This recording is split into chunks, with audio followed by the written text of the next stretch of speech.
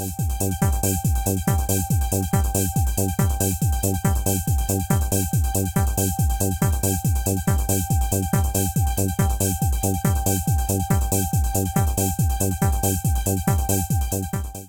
RTV Doc de hoje mostra o vídeo Fittipaldi, a única equipe brasileira de Fórmula 1. O trabalho mostra aspectos da história da escuderia Copersucar Fittipaldi, em atividade entre os anos de 1975 e 1982. Na época, os irmãos Fittipaldi foram obrigados a encerrar as atividades por falta de patrocínio. Estreante no Grande Prêmio da Argentina, a equipe foi criada em um momento de turbulência da história do Brasil, a ditadura militar. A escuderia foi desenvolvida com apoio de empresas ligadas ao regime, como a Copersucar e a Embraer.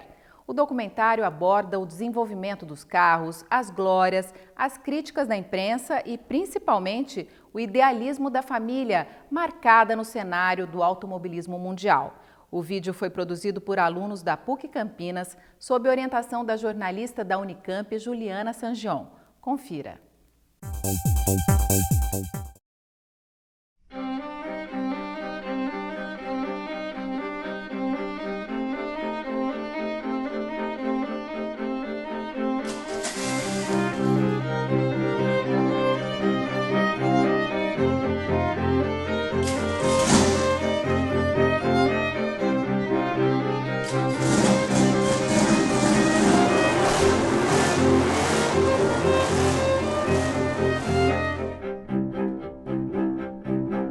Eu nunca pensei em título. Pensei sim em vitórias. As pessoas que trabalharam lá vieram a se tornar grandes nomes da Fórmula 1. Foi realmente uma passagem magnífica. O nosso trabalho para a Copersucar era quase que secreto. Eu gostaria demais de ter narrado uma vitória para eles.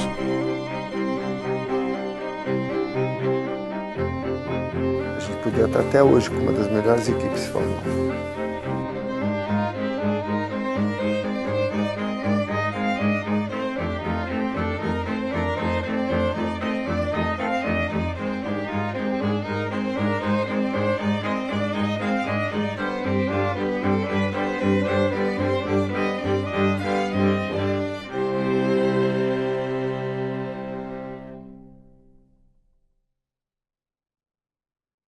Até agora uma ótima classificação para Emerson, que completa hoje o 100º grande prêmio da sua vida.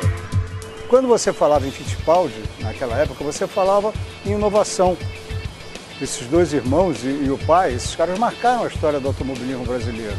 E o nome Fittipaldi sempre foi uma baita referência para mim. Então, no instante que o Wilson, a primeira vez que eu corri com ele, eu fiquei assim encantado. Falei, cara, eu tô correndo com um dos meus ídolos. Nós tínhamos o Harvey Postlewaite como projetista-chefe, o Adrian Newey, que é um dos melhores desenhistas, projetistas da história da Fórmula 1. Foi o máximo que eu pude fazer, é o que eu fiz. E eu fiz o máximo que eu conseguia para a equipe em todas as áreas possíveis. E eu me orgulho muito disso. A percepção do público foi muito diferente da realidade do projeto, da seriedade de quem estava por trás, do esforço da equipe que estava envolvida, de tanta gente boa na equipe. Foi um momento de empolgação geral, total, todo mundo. Havia ainda um sabor de novidade de Fórmula 1, mesmo para quem conhecia, tinha a presença brasileira na Fórmula 1 com pilotos, e pilotos excepcionais. Daí que surgiu o primeiro papo da construção do Fórmula 1.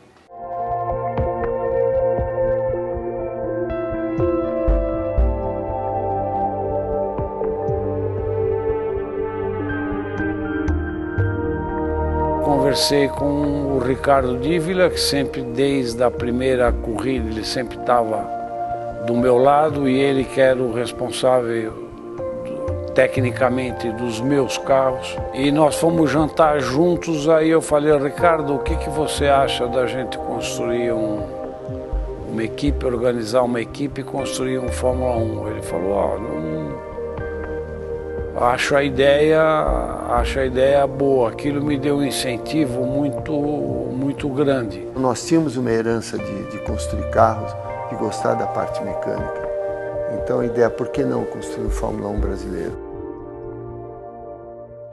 Aí nós viemos para o Brasil e fomos atrás de materiais especiais para ver se nós tínhamos possibilidade de construir o carro aqui. Era avançada a ideia, mas se a gente tivesse o apoio de patrocínio, continuar o sonho, né, do Atala, de fazer uma equipe brasileira da Copersucar, o apoio que o Atala nos deu foi fantástico. O Atala era o presidente da Copersucar, era uma cooperativa de engenhos de cana-de-açúcar, né? Que por si os engenhos de cana-de-açúcar já trazem historicamente o peso de escravidão. Esses grandes usineiros viram a oportunidade de ouro para enriquecer e para se afirmar como elementos fundamentais na modernização do país inteiro. Ela foi muito criticada no campo econômico, né, de ceder um dinheiro grande para uma equipe de Fórmula 1, que correria fora do Brasil, uma vez no Brasil e o resto fora. É organizada, antes disso já a Copersucar, e que vai se vincular à equipe do Fittipaldi para fazer essa propaganda, não apenas de um modelo específico de produção energética, que é o álcool, mas também a tudo que a Fórmula 1 representava. A Fórmula 1 ela sintetizava esse elemento de modernização, que era a tecnologia, era a velocidade. Então não foi bem mecenato, foi um business, foi um negócio que foi feito, no qual ele teve a sua justa recompensa. O nacionalismo, então, ele encontrou no esporte um meio de reprodução muito eficaz. E o nacionalismo se opunha às propostas que muitos, né, associavam ao comunismo, de luta dos trabalhadores brasileiros contra os patrões brasileiros. O nacionalismo colocava todo mundo no mesmo balaio, era todo mundo igual, todo mundo brasileiro.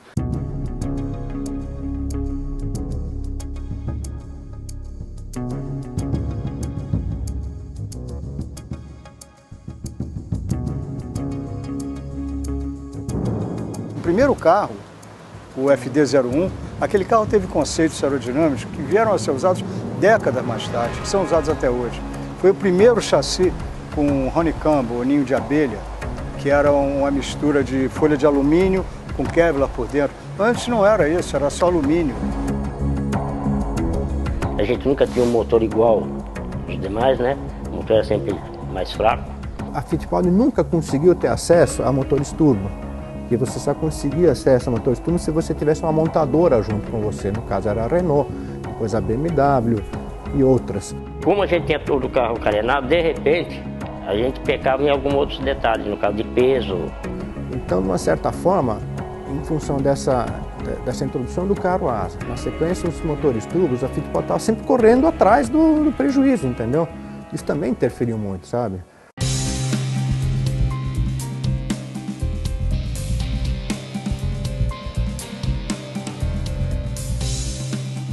Uma coisa que no começo foi super estranha, que eu levei o primeiro projeto da ASA para a Embraer e tinham 2, 3 engenheiros da Embraer olhando a asa. Então eu punha a asa na posição certa na mesa, conversava com eles, um deles ia lá, virava a asa de cabeça para baixo, porque ele estava acostumado a mexer com um avião, que o efeito da asa é levantar o avião, e o efeito da asa para nós, automóvel, é apertar o carro o máximo possível no chão. O principal objetivo da Embraer não era esse. Esse era um favor, uma ajuda que a gente estava dando. Nós estávamos fazendo avião.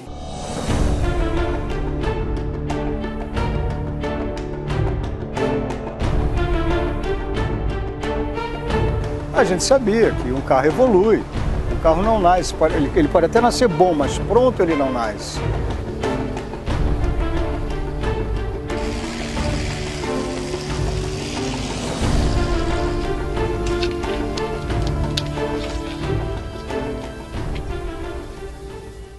nós trabalhávamos praticamente quase que 24 horas. Então nós montamos uma equipe na Inglaterra e o que a gente fazia? Parte daquela equipe ia para todas as provas e parte daquela equipe ficava na Inglaterra construindo os componentes para o carro número 2. No começo do projeto Copersucar, estava naquela fase de todo mundo já deixar tudo montado e na hora da fabricação, da soldagem de um tanque de óleo que tinha que ser instalado no carro, já estava atrasado o projeto, deu um vazamento e na correria teve que ser ressoldado o tanque e na hora o tanque explodiu e foi um susto para todo mundo. Havia uma esperança, havia uma expectativa bem positiva.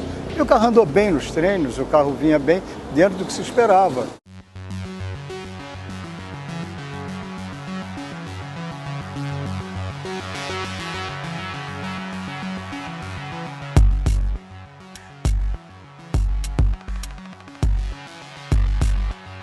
Classificamos em penúltimo lugar na primeira corrida da Argentina. Nós já sabíamos, comparado com os outros carros, eu andando, eu sabia onde eu perdia. A primeira corrida, né? Aquele entusiasmo, né? Você participando pela primeira vez junto com os outros, já era uma vitória, né? Eu estava no meio da pista. Naquela época o jornalista podia ficar...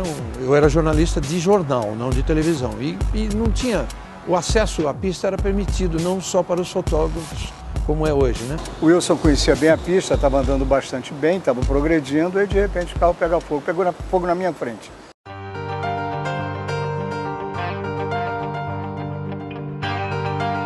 Não estava pensando naquela hora que o carro pegou, estava pensando já no que tinha que fazer para a próxima, né? Eu bati, saí do carro, fiquei ainda próximo até ele passar. E o Emerson correndo de Lotus, né? Ainda tinha fogo no carro aquele instante. O pessoal estava chegando com o extintor, mas eu já estava em pé do lado do carro e eu vi que ele me viu. E quando ele passou pela primeira vez e viu o carro pegando fogo, ele viu que era o Copersucar. Na volta seguinte, te juro, ele fala que não tirou o pé, mas com certeza ele tirou o pé porque ele passou olhando para o lado. Ele conseguiu ver o Wilson, correu para ficar em pé do lado do carro, para o Emerson vê-lo em pé e continuou. E o Emerson ganhou aquela corrida.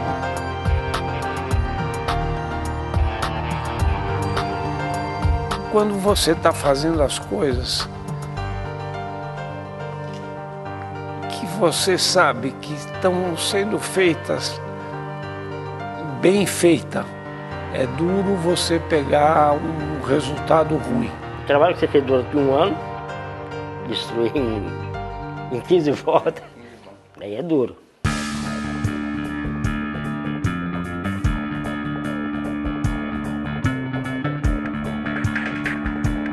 Houve o Agora Vai, né? O pessoal achando que basta o piloto para vencer corrida de carro, não é de corrida de piloto, é corrida de carro. E houve também o pessoal que falou que era o fim da carreira do Emerson. E como o Emerson chegou, aí lógico que você pensa, agora é que não pode errar mesmo. Você não está trabalhando com um piloto da primeira vez, você está trabalhando com o campeão do mundo. Trocar a McLaren pelo incerto naquele momento é algo que hoje, a gente fazendo as contas, a gente chega à conclusão de que com certeza o Emerson teria mais de 2 títulos mundiais.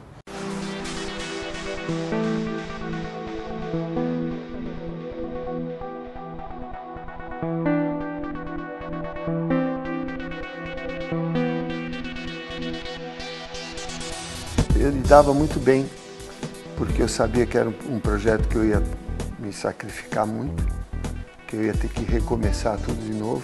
Eu já estava preparado a isso. Como nós tínhamos, não digo nós, como a equipe tinha o Emerson Fittipaldi como um dos pilotos, bicampeão mundial e ao mesmo tempo dono da equipe. um dos sócios, junto com o Wilson. É um dono. É diferente do que você ter um piloto contratado. Quando você tem um piloto contratado, o departamento de engenharia tem um projeto para desenvolver um carro.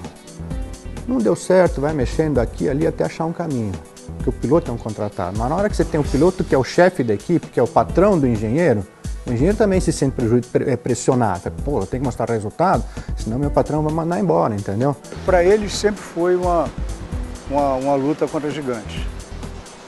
Mas eles não eram anões, não. Eles eram muito avançados. Vai começar o Grande Prêmio Brasil de Fórmula 1. E a largada.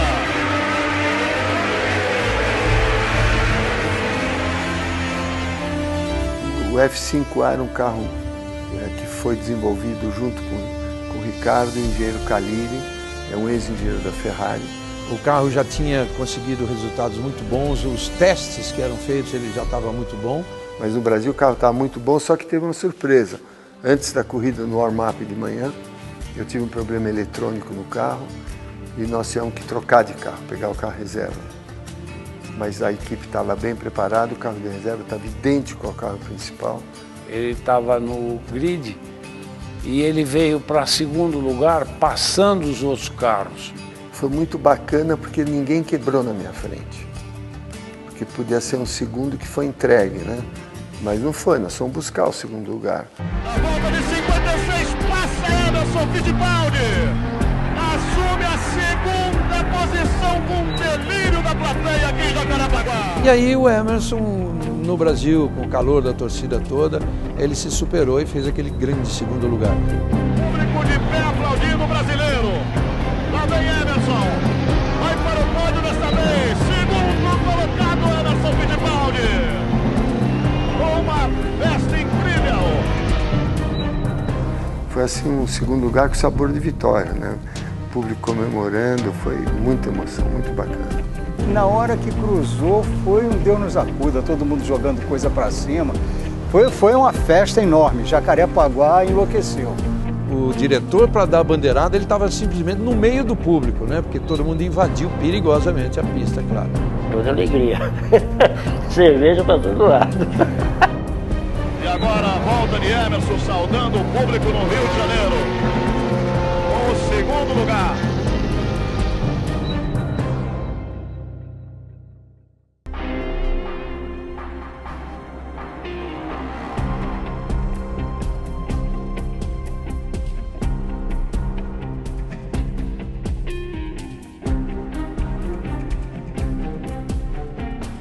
Quanto a não ter resultados, falta entendimento, falta tolerância. O brasileiro sempre foi assim.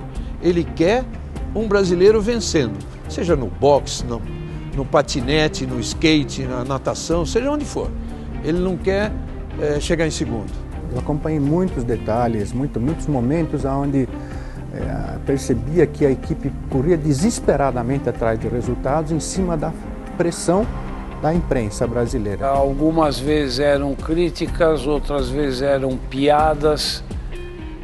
Você até estranhava alguém fazer piada com um projeto do tamanho que era aquele projeto, né? Uma parte da imprensa, e principalmente a imprensa não especializada, não entendia o que estava acontecendo.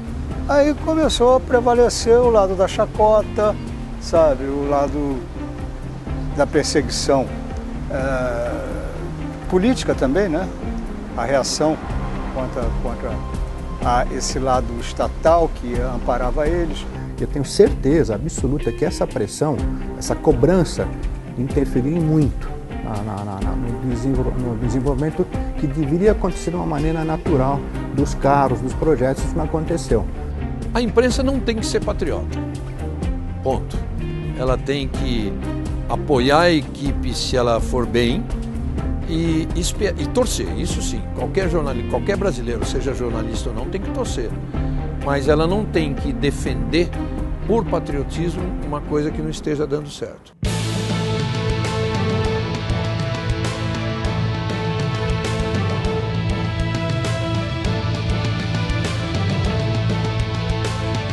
Uma equipe que naquela época, na competitividade que a Fórmula 1 tinha naquela época, faz 104 corridas, marca 44 pontos, chegando 3 vezes ao pódio, isso é uma coisa muito importante, porque no decorrer da história, várias outras equipes chegaram na Fórmula 1 e em menos de 3 anos já estavam fora sem conseguir nada. A Toyota não conseguiu ganhar um grande prêmio, uma Toyota, em 5, 6 anos de história. E nós tivemos resultados melhores que a Toyota. A Williams, na época, era uma equipe já mais ou menos mais velha que a nossa, né? Tanto é que eles tinham dificuldades que nós mesmos chegávamos a emprestar motor para eles. Hoje você vê o que é uma Williams. Ele tinha o direito, ele fez o projeto dele, que deu certo até um certo ponto, não teve resultados assim maravilhosos. Já eram resultados até melhores do que numa fase inicial, porque o carro era melhor, mas não vinha a tão ansiada vitória. Gente, o idealismo era esse. Nós vamos chegar lá e vamos vencer. Não no primeiro ano, mas no segundo, no terceiro, nós vamos vencer. Era muito bonito o que eles pensavam.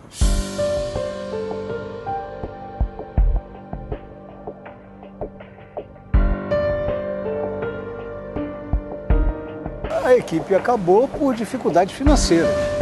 Não houve uma contabilidade preto no branco ali, não. Perto que a gente gasta num avião. Isso aí era perfumaria. A Skol, que era o último patrocinador que nós tivemos, eu lembro até hoje o nome dele, o Alírio Góes, me ligou e falou: Emerson, nós achamos que vocês estão no caminho certo, o carro novo F8 é muito bacana, andou muito rápido no Grande Prêmio da Alemanha, mas nós estamos com um problema, a imprensa está detonando vocês, nós não vamos poder continuar.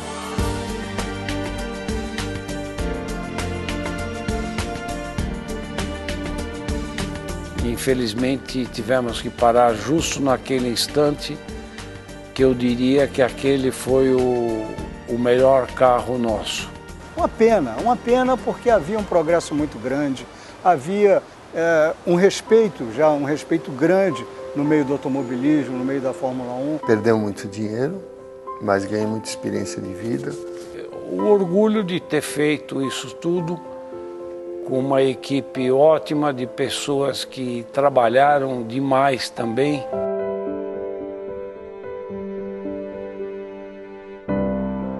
E 40 anos depois, se eu pudesse, faria tudo de novo.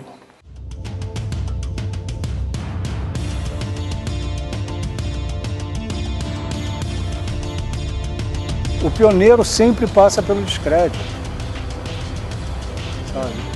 Foi isso que aconteceu com eles. O homem sempre tem que sonhar. E vamos continuar sonhando. No fim, foi fantástico.